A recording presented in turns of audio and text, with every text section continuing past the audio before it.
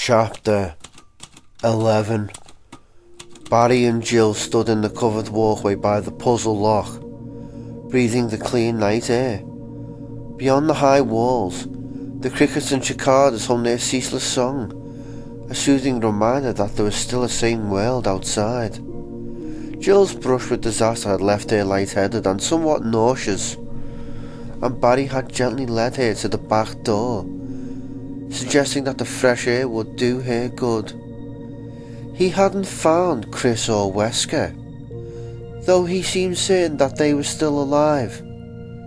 He had brought her up to speed quickly, retracing his meandering path through the house as Jill leaned against the wall, still taking deep breaths of the warm air. And when I heard the shots, I came running. Barry rubbed absently at his short beard. He smiled at her, a somewhat hesitant grin. Lucky for you. Another couple of seconds, you would have been a Jill sandwich. She smiled back gratefully, nodding, but noticed that he seemed a little strained. The humour forced, odd. She wouldn't have figured Barry as the type to tense up in the face of danger. Is it any wonder? We're trapped here. We can't find the team, and this entire mansion is out to get us. Not exactly a laugh riot. I hope I can return the favor if you ever get in a tight spot, she said softly. Really? You saved my life. Barry looked away, flushing slightly. Glad I could help, he said gruffly. Just be more careful. This place is dangerous. She nodded again. Thinking of how close she'd come to dying, she shivered slightly, then forced her thoughts away. They needed to be concentrating on Chris and Wesker. So, you do think they're still alive? Yeah. Besides the shell casings, there was a whole trail of those ghouls in the other wing, all with clean headshots. Gotta be Chris, though I had to splatter a couple more of them upstairs, so I figured he holed up somewhere along the way. Barry nodded towards the copper diagram set into the wall. So, was this Starcrest here already? Jill frowned, a little surprised by the abrupt change of topic. Chris was one of Barry's closest friends. No, I found it in another room with a trap. This place seems to be full of them. In fact, maybe we should look for Wesker and Chris together. No telling what they might have stumbled into, or what else could happen to either of us. Barry shook his head. I don't know. I mean, you're right. We should watch our step. But there are a lot of rooms, and our first priority ought to be securing an escape. If we split up, we can try to find the rest of those crests, and look for Chris at the same time, and Wesker. Though his demeanour didn't change, Jill had the sudden distinct impression that Barry was uncomfortable. He had turned away to study the copper diagram, but it almost seemed as if he was trying to avoid eye contact. Besides, he said, we know what we're up against now. As long as we use a little common sense, we'll be fine. Barry, are you okay? You seem tired. It wasn't the right word, but it was the only one that came to mind. He sighed, finally looking at her. He did seem tired. There were dark circles under his eyes, and his wide shoulders were slumped. No, I'm alright. Just worried about Chris, you know. Jill nodded, but she couldn't shake the feeling that there was more to it than that. Since he pulled her out of the trap, he'd been acting unusually subdued, even nervous. Paranoid much? This is Barry Byrne you're talking about, the backbone of the Raccoon Stars, not to mention the man who just saved your life. What could he possibly be hiding? Jill knew she was probably being overly suspicious, but all the same, she decided to keep her mouth shut about Trent's computer. After all she'd been through, she wasn't feeling particularly trusting, and it sounded like he already had a pretty good idea of the mansion's layout, so it wasn't like he needed the information. That's it. Keep rationalizing. Next thing you'll be suspecting Captain Wesker of planning this whole thing. Jill scoffed inwardly as she pushed herself away from the wall, and she and Barry walked slowly back toward the house. Now that was paranoid. They stopped as they reached the door, Jill taking a few final lungfuls of the sweet air, letting it settle their nerves. Barry had taken out his Colt Python and was reloading the empty chambers, his expression grim. I thought I'd go back over to the East Wing, see if I can pick up Chris's trail, he said.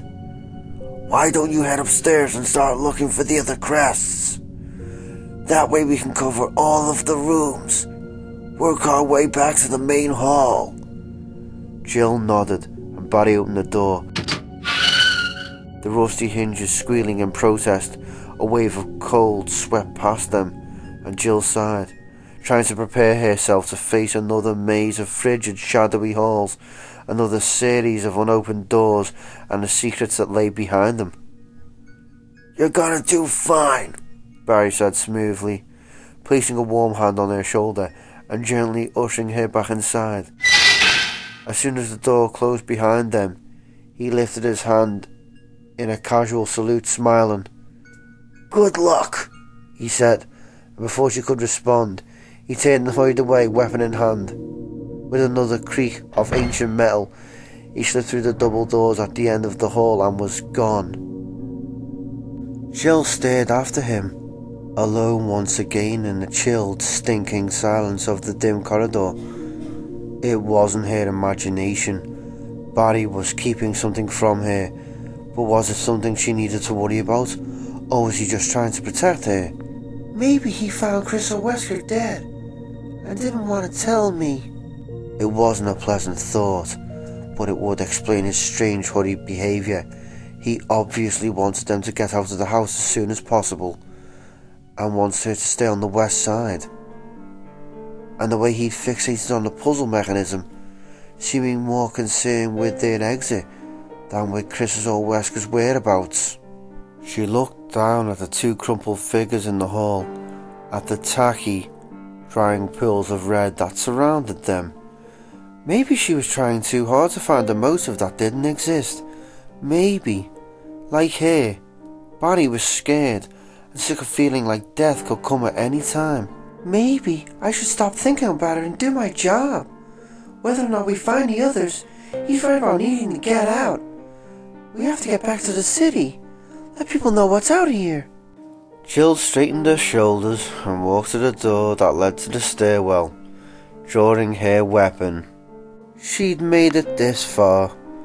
She could make it a little farther, try to unravel the mystery that had taken the lives of so many. Or die trying, her mind whispered softly.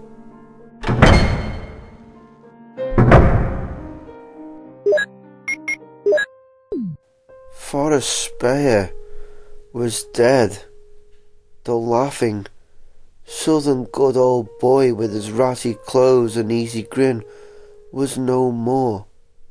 That Forrest was gone, leaving behind a bloody, lifeless imposter slumped against the wall. Chris stared down at the imposter. The distant sounds of the night lost to a sudden gust of wind that whipped around the eaves, moaning through the railing of the second-story patio. It was a ghostly sound, but Forrest couldn't hear it. Forrest would never hear anything again. Chris crouched down next to the still body, carefully prying Forrest's beretta from beneath cool fingers. He told himself he wouldn't look, but as he reached for Forrest's belt pack, he found his gaze fixed on the terrible emptiness where the Bravo's eyes had once been. Jesus, what happened? What happened to you, man? Forrest's body was covered with wounds, almost an inch or two across, and surrounded by raw, bloody flesh. It was as if he'd been stabbed hundreds of times with a dull knife, each vicious cut ripping away chunks of skin and muscle. Part of his ribcage was cruelly exposed, silvers of white showing beneath tattered redness. His eyeless, streaming stare was the crowning horror, like the killer hadn't been content to take Forrest's life, wanting his soul instead. There were 3 clips for the Beretta in Forrest's pack. Chris shoved the magazines into a pocket and quickly stood up, turning his gaze from the mutilated body. He looked out over the dark woods, breathing deeply. His thoughts were jumbled and grasping, trying to find an explanation, and yet unable to hold on to any coherent facts. Once in the main hall, he decided to check all of the doors to see which were unlocked, and when he'd seen the bloody handprints in the tiny upstairs hall and heard the wailing cries of birds, he charged in, ready to deal some justice. Crows. It sounded like crows. An entire flock. Or a murder, actually. Pack of dogs. Kennel of kittens. Murder of crows. He blinked, his tired mind focusing on the seemingly random bit of trivia. Frowning, Chris crouched back down next to Forrest's ravaged body, studying the jagged wounds closely. There were dozens of tiny scratches amidst the more serious cuts, scratches set into line patterns. Claws! Talons! Even as the thought occurred to him, he heard the restless flutter of wings. He turned slowly, still holding Forrest's Beretta in a hand that had suddenly gone cold. A sleek, monstrous bird was perched on the railing not 2 feet away, watching him with bright black eyes. Its smooth feathers gleamed dully against its bloated body, and a ribbon of something red and wet hung from its beak. The bird tilted its head to the side and let out a tremendous shriek. The streamer of Forrest's flesh dropping to the railing from all around. The answering cries of his gathered siblings flooded the night air. There was a furious whisper of oversized wings as dozens of dark, fluttering shapes swooped out from beneath the eaves, screeching and clawing. Chris ran, the image of Forrest's body, bloody, terrible eyes burned into the pounding thoughts. He lunged for escape. He stumbled into the tiny hall and slammed the door against the rising screams of the birds, adrenaline pumping through his system in hot, surging beats. He took a deep breath, then another, and after a moment, his heart slowed down to a more normal pace. The shrieks of the crows gradually grew distant, blown away on a softly moaning wind. Jesus! How dumb can I get? Stupid! Stupid! He'd stormed out onto the deck looking for a fight, looking to avenge the deaths of the other stars, and had been shocked into stupidity by what he'd found. If he hadn't let himself get so freaked out by Forrest's death, he would have made the connection sooner between the birds and the types of wounds, and perhaps he would have noticed the gathering flesh-eaters that had watched him from the shadows, looking for their next victim. He headed for the door back to the main hall, angry with himself for going into a situation unprepared. He couldn't afford to keep making mistakes to let his attention wander from what was in front of him. This wasn't some kind of a game where he could just push a reset button if he missed a trick. People were dying. His friends were dying. And if you don't pull your head out of your ass and start being more careful, you're going to join them. Another torn lifeless body crumpled in a cold hallway somewhere. Another victim to the insanity of this house. Chris silenced the nagging whisper, taking a deep breath as he stepped back into the high gallery of the lobby and closed the door behind him. Beating himself up was no more useful than charging blindly around in a strange and dangerous environment, looking for revenge. He had to concentrate on what was important, the lost alphas and Rebecca. He walked toward the stairs, tucking Forrest's weapon into his waistband. At least Rebecca would be able to defend herself. Chris! Startled, he looked down to see the young STARS member at the base of the wide steps, grinning up at him. He jogged down the stairs, glad to see her in spite of himself. What happened? Is everything alright? Rebecca held up a silver key as he reached her, still smiling widely. I found something I thought you could use. He took the key, noting that the handle was etched with a tiny shield, before slipping it inside his vest. Rebecca was beaming, her eyes flashing with excitement. After you left, I played the piano and this secret door opened up in the wall. There was this gold emblem inside, like a shield. And I switched it with the one in the dining room, and the grandfather clock moved, and this key was behind it. She broke off suddenly, her smile faltering as she studied his face. I'm sorry. I know I shouldn't have left, but I thought I could catch you before you got too far. It's okay, he said, forcing a smile. I'm just surprised to see you. Here, I found you something a little better than a can of insect repellent. He handed her the Beretta, pulling out a couple of clips to go with it. Rebecca took the gun, staring down at it thoughtfully. When she looked up at him again, her gaze was serious and intense. Who was it? Chris thought about lying, but saw that she wasn't going to buy it, and realised suddenly what it was about her that made him feel so protective and made him want to shield her from the sad and sickening truth. Claire! That was it. Rebecca reminded him of his little sister, from her tomboy sarcasm and quick wit to the way she wore her hair. Listen, she said quietly. I know you feel responsible for me, and I admit I'm pretty new at this, but I'm a member of this team, and sheltering me from the facts could get me killed. So, who was it? Chris stared at her for a moment and then sighed. She was right. Forrest, I found him outside. He'd been pecked to death by crows. Kenneth's dead too. A sudden anguish passed across her eyes, but she nodded firmly, keeping her gaze on his. Okay, so what do we do now? Chris couldn't help the slightest of smiles, trying to remember if he'd ever been so young. He motioned up the stairs, hoping that he wasn't about to make another mistake. I guess we try another door. Wesker didn't catch much of the conversation between Barry and Jill, but after a muffled "Good luck" from Mr. Burton, he heard a door open and close somewhere nearby, and a moment later, the hollow thump of bootsteps against wood, followed by another closing door. The hall outside was clear, his team off on their mission to find the rest of the Copper Crests. Looks like I picked the right room to wait in.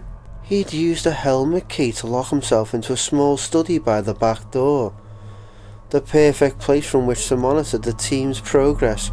Not only could he hear them coming and going, he'd be able to get a head start to the labs. He held the heavy windcrest up to the light of the desk lamp, grinning. It had been too easy, really. He'd happened across the plaster statue on his way back from talking to Barry, and remembered that it had a secret compartment somewhere. Rather than waste valuable time searching, he simply pushed the hideous thing off the dining room balcony. It hadn't been hiding one of the crests, but the sparkle of the blue jewel amidst the rubble had been almost as good. There was a room just off the dining hall that held a statue of a tiger with one red eye and one blue eye. One of the few mechanisms that he'd remembered from an earlier visit. A quick visit to the statue had confirmed his suspicions. Both eyes had been missing, and when he placed the gaudy blue jewel into its proper socket, the tiger had turned to one side and presented him with the crest. Just like that, he was one step closer to completing his mission. When the other three are in place, I'll wait until they're off looking for the final piece, and then slip right out the door. He considered going to check the diagram, but decided against it. The house was big, but not that big, and there was no need to expose himself to further risk of being seen. Besides, they probably hadn't managed to find any of the other crests yet. He'd already had a close call when he'd gone downstairs to retrieve the jewel, almost stepping directly into Chris Redfield's path.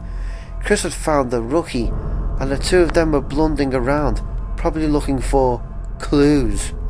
Besides, this room is comfortable. Maybe I'll take a nap while I wait for the rest of the team to catch up.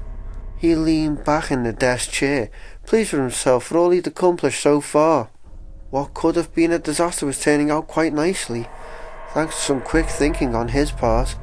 He had already found one of the crests. He had Barry and Jill working for him, and he'd done and had the good fortune to run into Ellen Smith while he'd been in the library. Oops, scratch that. It's Dr. Ellen Smith. Thank you very much. After fetching the wing crest, he'd gone to the library to check the small side room that overlooked the estate's heliport, the entrance concealed behind a bookcase. A quick search had revealed nothing useful, and he'd been about to check the back room when Dr. Smith had shambled out to greet him. He had tried to get a date with her ever since he'd moved to Raccoon, drawn in by her long legs and platinum blonde hair. He'd always been partial to blondes, particularly smart ones. Not only had she repeatedly turned him down, she hadn't even tried to be nice about it. When he'd called her Ellen, she had coolly informed him that she was his superior and a doctor, and would be addressed as such, Ice Queen through and through. If she hadn't been so damn good looking, he would never have bothered in the first place. But my, how your beauty has faded, Dr. Ellen. Wesker closed his eyes, smiling, reliving the experience. It had been the ratty strings of blonde hair that had given her away as she shuffled out from behind the shelf, moaning and reaching for him. Her legs were still long, but they'd lost a lot of their appeal, not to mention a fair amount of skin. What a lovely perfume you're wearing, Dr. Smith, he'd said, and then 2 shots to her head, and she'd gone down a spray of blood and bone. Wesker didn't like to think of himself as a shallow man, but pulling the trigger on the high-riding bitch had been wonderfully, no, deeply gratifying. Like icing on a cake. A little bonus perk for taking matters in hand. Maybe if I'm lucky I'll run into that prick Sarton down in the labs. After a few moments, Wesker stood up and stretched, turning to scan some of the titles on the bookshelf behind him. He was eager to get moving, but it might take the stars a while to find the rest of the puzzle pieces, and there was really nothing he could do to hurry the process. He might as well keep busy. He frowned, struggling to make sense of the technical titles. One of the books was called Phagemids, Alpha Complementation Vectors. The next one was cDNA Libraries and Electrophoresis Conditions. Biochemistry texts and medical journals. Terrific. Maybe he'd get that nap in after all. Just reading the titles was making him sleepy. His gaze fell across a heavy-looking tome, sitting by itself on one of the lower shelves, bound in a fine red leather. He picked it up, glad to see a title he could read printed across the front, even one as stupid as Eagle of East, Wolf of West. Wait, that's the same thing written on the fountain. Wesker stared at the words, feeling his good mood slipping away. It couldn't be. The researchers had gone nuts, but surely they wouldn't have locked down the labs. There was no reason for it. He opened the book almost frantically, praying he was wrong, and let out a low moan of helpless rage at what was tucked into the sham book's glued pages.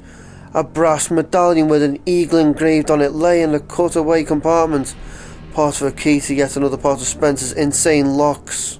It was like the punchline to a cruel joke. To get out of the house, he had to find the crests. Once out in the courtyard, he'd have to make his way through a winding maze of tunnels that ended in a hidden section of the garden, where there was an old stone fountain that marked the entrance to the underground labs. The fountain was one of Spencer's fanciful creations, a marvel of engineering that could be opened and closed to hide the facility underneath, provided, of course, that you had the keys. 2 medallions made out of brass, an eagle on one, a wolf on the other. Finding the eagle meant the gate was closed, and that meant the wolf could be anywhere at all, and that his chances of even getting to the lab had just dropped to somewhere near zero. Unable to control his fury, he snatched up the medal and threw the book against the desk, knocking the lamp over with a crash. and plunging the room into sudden blackness.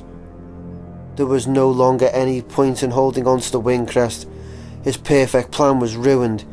He'd have to give up his edge and hope that one of the others would inadvertently stumble across the wolf medal for him, secreted away somewhere in the massive, sprawling estate, which means more risk, more searching, and a chance that one of them will reach the labs before I do. Seething, Wesker stood in the dark silence with his fists clenched, trying not to scream.